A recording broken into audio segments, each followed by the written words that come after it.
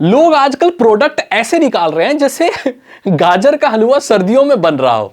और मैं बात करने वाला हूं कुछ नई चीजों के बारे में। आपको पता है जियो ने टिकटॉक, रील्स, शॉर्ट्स, इन सब को टैकल करने के लिए प्लेटफॉर्म्स नाम की एक सर्विस निकाली है, एक ऐप निकाली है, जहां पर आप शॉर्ट वीडियोस बना सकते हैं और पॉपुलर हो सकते हैं। और खास बात यह है कि ये भारत में बनी है। और खास बात यह है कि इसमें पैसे देके आपको खुद को प्रमोट नहीं करना है। ऑर्गेनिक तरीके से आप ग्रो कर सकते हैं अपने टैलेंट के बेसिस पर। अगर आप लोगों को एंटरटेन कर सकते हैं, एजुकेट कर सकते हैं, इंस्पायर कर सकते हैं, तो आप इस प्लेटफॉर्म में आगे बढ़ जाएंगे। यहां पर सिल्वर टिक, गोल्डन टिक, ब्लू टिक, 3 तरह के टिक देखने को मिलेंगे। और ब्रांड आपसे डायरेक्ट कांटेक्ट करके आपको किसी इवेंट के लिए बुक कर सकता है या किसी स्पॉन्सरशिप के लिए डायरेक्ट कांटेक्ट कर सकता है।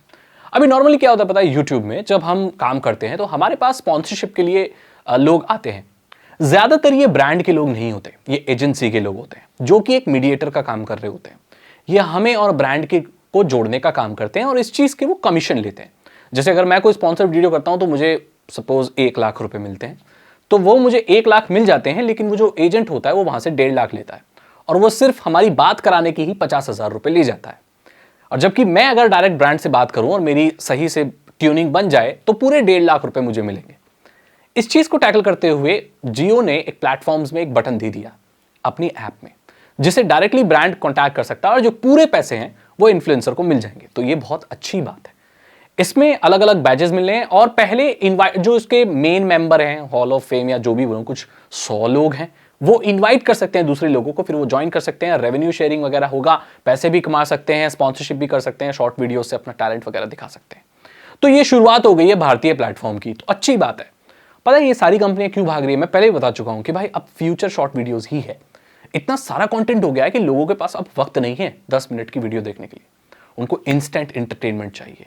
उनका जो अटेंशन टाइम है वो बहुत कम हो चुका है, क्योंकि इतनी सारी चीजें इंटरनेट पर। इंटरनेट एक वक्त पे ऐसा हुआ करता था कि पेजेस पर कोई इमेज दिख जाए तो हमारा डोपामिन रश होने लगता था। मतलब अरे वाह, वेब पेज पर इमेज है तो उसे देख लो कैसी इमेज है। इंटरनेट भी स्लो हुआ करता था, इमेज लोड होने में टाइम लगा करता था। सो अगर किसी वेब पेज पर सारी इमेज लोड हो जाया करती थी तो वो एक लग्जरी माना जाया करता था। अब ऐसा नहीं है, फास्ट इंटरनेट है। अब तो इमेज के साथ वीडियोस भी अपने आप प्ले होने लगती है वेब पेजेस पे और हमें पता भी नहीं होता। मतलब इंटरनेट फास्ट है, सब कुछ इजीली लोड हो रहा है, तो इतना अच्छा हमें लगता नहीं है। तो अटेंशन टाइम हमारा कम हो गया है। तो अब लोगों को नई नई चीजें चाहिए और इस चीज को कवर करने के लिए शॉर्ट वीडियोस आई। इन्हें आप ऊपर करते रहो, आती रहेंगी और पूरी जिंदगी भी करते रहो तो भी ये खत्म नहीं होगी।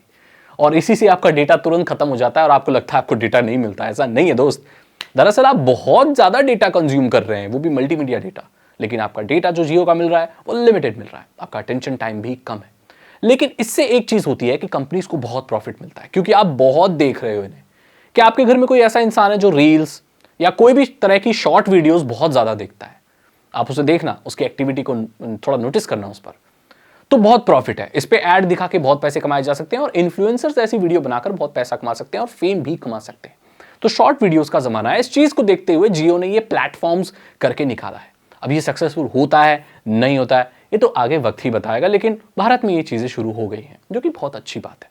डेटा वेटा का भी हमें थोड़ा रिस्क नहीं रहेगा, अच्छी बात है। इलन मस्क का कहना है कि वो भी एक नई चीज बना सकते हैं। आपको पता है ट्विटर में बहुत उथल पुथल चल रही है।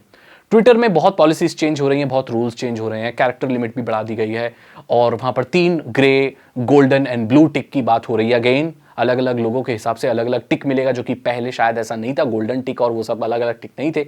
हाँ, ग्रे था और ब्लू था, बट गोल्डन टिक शायद कुछ नई चीज है।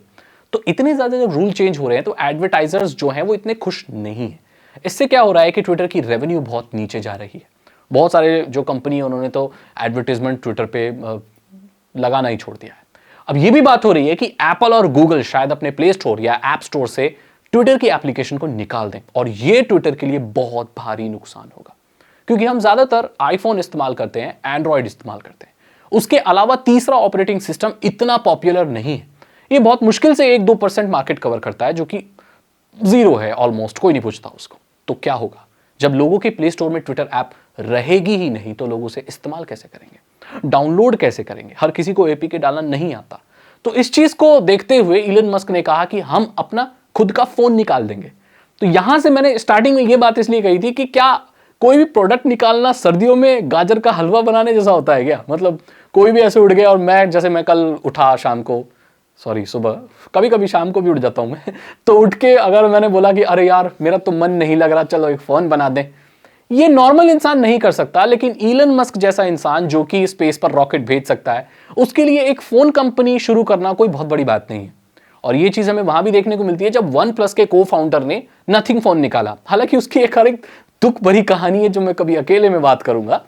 तो ये निकाल सकता है, इलन मस्क बिल्कुल एक फोन कंपनी निकाल सकता है, और खुद का ऑपरेटिंग सिस्टम निकालना एक बहुत बड़ी बात नहीं, सिर्फ ट्विटर को ही देखते हुए वो खुद का एक फोन निकाल सकता है। और अगर वो गलती से कामयाब हो गया तो बहुत सारे लोग एप्पल और एंड्रॉयड को भी छोड़ देंगे, और एक तीसरा भागीदार आ जाएगा जो शायद टेस्ला फोन होगा या ईलन फोन होगा, या कोई फनी नाम उसका कुछ भी हो सकता है। जैसे कि हम जानते हैं, ट्रैक रिकॉर्ड है कि ईलन मस्क बहुत फनी नाम रखता है।